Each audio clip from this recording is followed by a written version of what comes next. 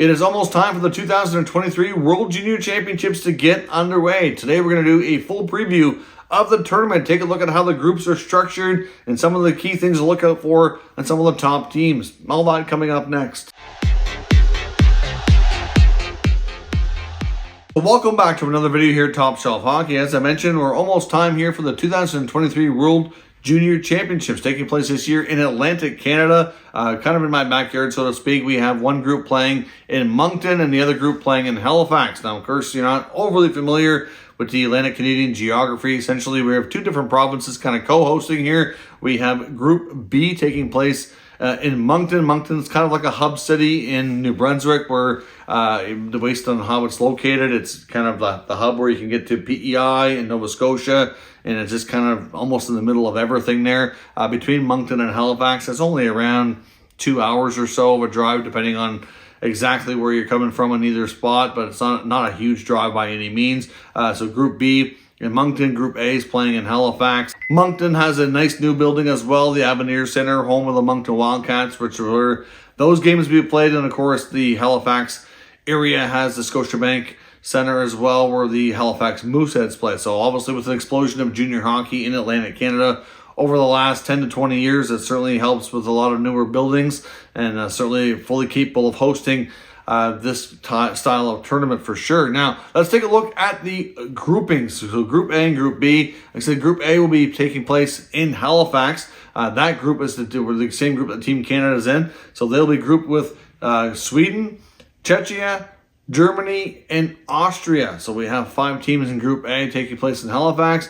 And in Group B, we have the USA, Finland, Switzerland, Slovakia, and Latvia. Of course, the tournament gets underway on Boxing Day, as always, December the 26th. We will have 4 games on the first day. The teams in Group A playing, which will be Sweden against Austria and Czechia versus Canada. And in Group B, you're going to have action of Finland versus Switzerland, followed by Latvia against Team USA. Now, this tournament is going to feature a lot of prominent players that have already been drafted and are affiliated with NHL teams. You're also going to see some top stars that are expected to be high draft picks in the 2023 NHL Draft this coming summer. Now, of course, this year the tournament is a little bit different. The Russian team will not be participating. Of course, the IIHF has a temporary ban on Russian teams participating in international hockey events due to everything going on in the Ukraine. So obviously it'll be different this year. The tournament structure is as follows. All teams will play a round-robin game against the other teams in their group. So, of course, 5 teams in a group means 4 games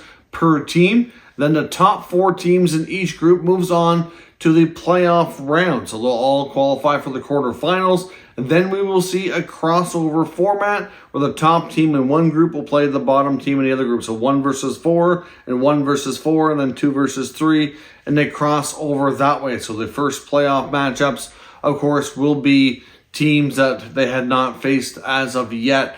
And then they'll go through until the semifinals and then the finals. So like I said, I really think there's a really good possibility here that we might end up seeing Canada versus USA in the final. That would be my early prediction, but I guess we'll have to wait and see. Like I said, some of the European teams do have some strong players. We'll certainly have something to say about that. Now, I do want to pause for a minute here as well, and I want to acknowledge one of our channel partners, SJSTerritory Smart Wallets. Today's video was brought to you by SJSTer. SJSTer is the most successful smart wallet company in the world, and I've got some very high quality products to show you here today. They actually look at how nice of a packaging their products come in.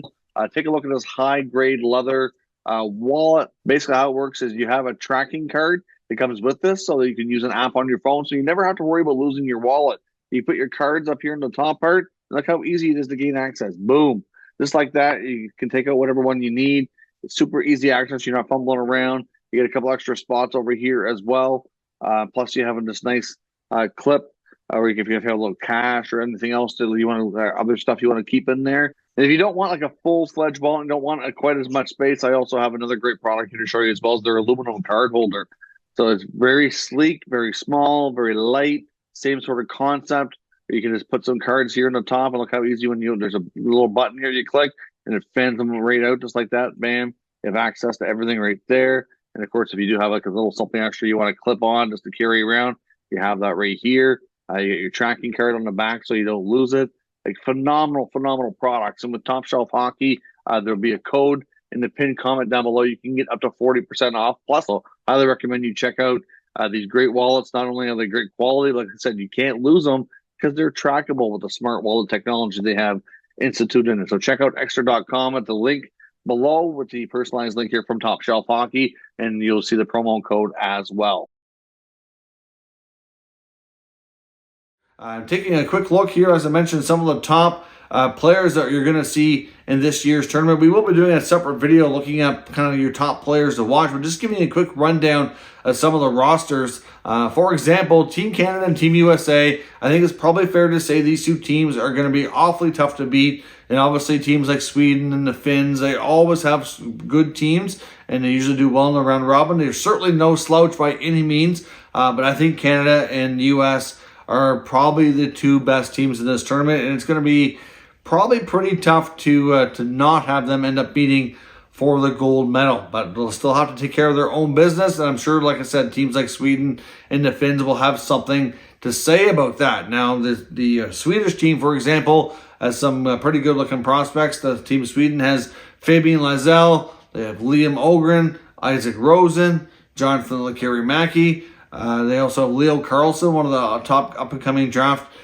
players for the 23 NHL Draft. They also have Noah Ostlund as well. On the teams like the Finland team, you got Brad Lambert, of course, the Winnipeg prospect, who's having himself a pretty good season here so far. Joaquin Kemmel as well. Alexei Himosami. Not just to name a few others there between the Swedes and the Finns. So to me, they're just not quite as deep as the Canadian and American teams, but they do have some pretty solid players. Like Team USA is going to be led by guys like Logan Cooley and Tyler Boucher and Cutter Gauthier, Chaz Lucius, Jimmy Snuggerud, Rutger McGroarty, Seamus Casey, Lane Hudson, and of course Captain Luke Hughes. So there's lots of like about the American team. Of course, they want to get back on top here and see if they can get the gold medal back. Of course, the Canadians won in the last tournament that unfortunately had to be postponed last year, canceled basically, and it finished this summer. Of course, we had the tournament finished in August, which was certainly a little bit unusual for sure. Now, the Canadian team is going to boast some top prospects for the 23 NHL Draft, including what many call the consensus #1 overall pick in Connor Bedard and Adam Fantilli as well, who's likely going to go #2, maybe 3 at the lowest, but he's certainly right up there. On the blue line, you got guys like Brant Clark, Ethan Del Maestro, Kevin Korchinski. Zellweger's the back again. He was there last year, Olin Zellweger. The goalies are Ben Gaudreau and Thomas Milic. Up front, besides Bedard and Fantilli, you get Captain Shane Wright on loan from the Seattle Kraken. He's had a pretty good pre-tournament here so far. Shane Wright certainly looking to be on a mission, if you will. I think he's got a little chip on his shoulder and something to prove after dropping from 1st to 4th when he was actually drafted this year in the 2022 NHL Draft.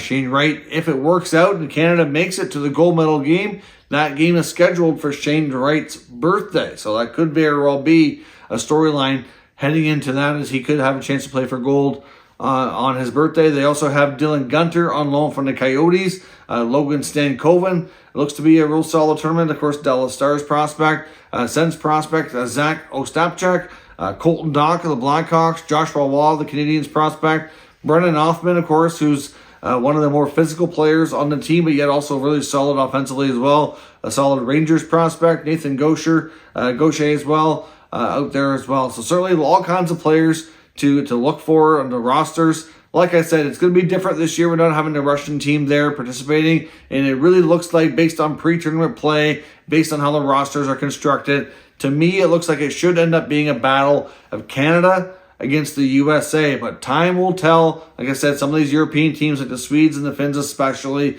will have something to say about that and see if they can't cause an upset. But that would be my prediction here for right now, is that you're going to have a Canadian and American final on Shane Wright's birthday at that, which would be a very interesting game to say the least. So as this tournament goes on, I will be doing updated videos on the results and doing some coverage here for the World Junior Tournament. There's going to be videos talking about some of the top prospects and players to watch for in this tournament as well. So stay tuned. There will be plenty of 2023 World Junior Championship coverage coming here on Top Shelf Hockey as the NHL is shut down, so we'll solely focus on this tournament, especially for the first few days, and then even once the NHL returns on December the 27th, we will certainly continue that coverage and keep it going to make sure that everybody stays up to date. Like I said, it's kind of nice and fun to have it here in the Atlantic Canadian region, kind of in my backyard. I'm not sure yet if I'm going to be able to attend games. I wasn't fortunate enough to buy one of the ticket packages. They did go very quickly,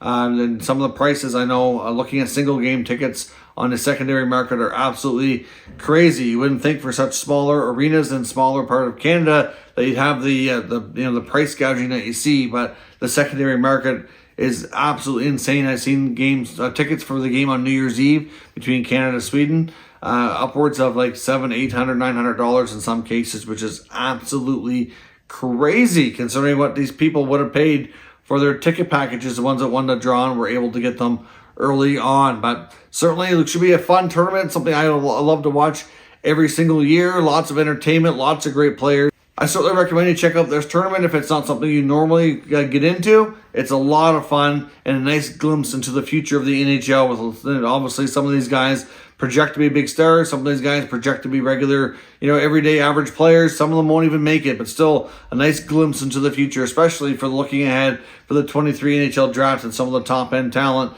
that's expected to be elite level NHL players down the road. So let me know your thoughts on this tournament. Who do you think is going to win? Who are some of the strongest teams and players you're looking forward to watching the most? Let me know your thoughts down in the comments and we'll discuss further. If you're new to the channel, of course, make sure you subscribe and stick around. We'll keep you up to date with this tournament as well as all 32 NHL teams. Thank you for watching, and I will catch you next time.